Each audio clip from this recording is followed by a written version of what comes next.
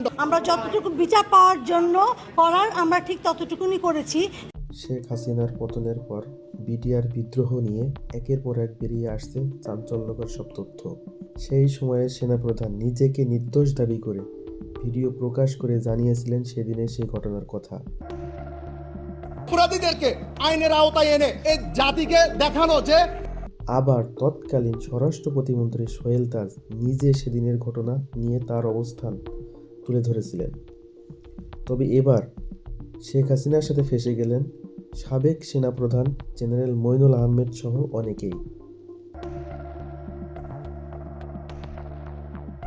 2008 সালে আওয়ামী লীগ ক্ষমতায় আসার পিছনে তত্ত্বাবধায়ক সরকারের ভূমিকা ছিল বলে মনে করা হয়। ক্ষমতায় আসার পর 11 কুশীলবদের বিচার না করে পালাতে সাহায্য করা তারই প্রমাণ বলে মনে করেন অনেকেই।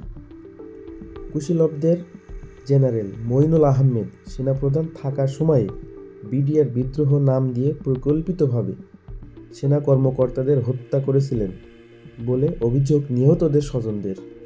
এবার পরবর্তী প্রেক্ষাপটে বিডিআর হত্যাকাণ্ড, শেখ হাসিনা ও সেনাপ্রধান জেনারেল মঈনুল আহমেদ সহ 58 জনের নাম উল্লেখ করে আন্তর্জাতিক আদালত অপরাধ ট্রাইব্যুনালে অভিযোগ দায়ের করা হয়েছে।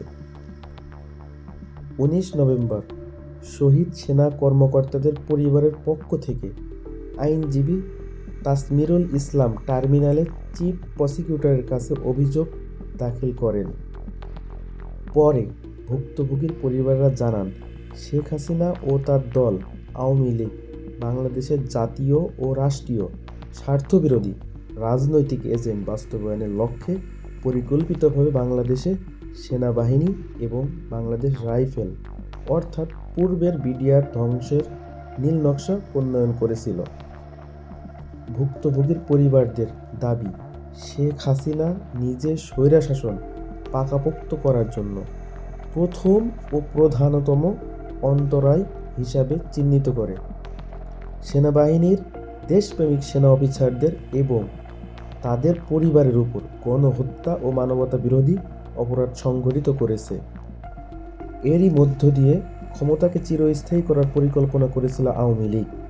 তাদের মতে সাবেক প্রধানমন্ত্রী শেখ হাসিনা ও তারেক সিদ্দিকীর নেতৃত্বে পরিকল্পনা ও নির্দেশনায় মানবতা বিরোধী এই অপরাধ সংঘটিত হয়।